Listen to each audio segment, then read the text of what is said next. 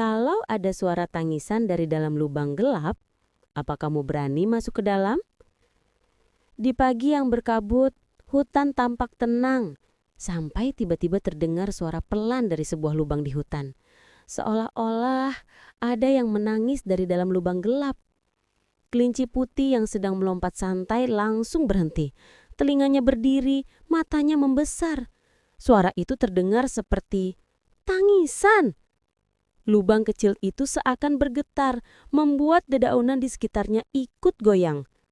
Kelinci menelan ludah, lalu perlahan mendekat. Langkahnya super hati-hati.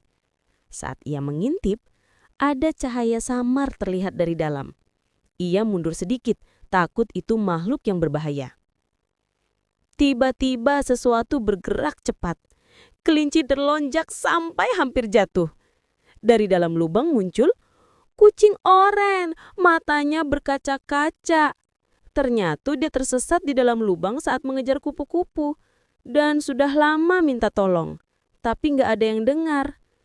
Kemudian si kucing oranye berkata, "Jangan bilang siapa-siapa ya, aku nangis," dengan nada pelan.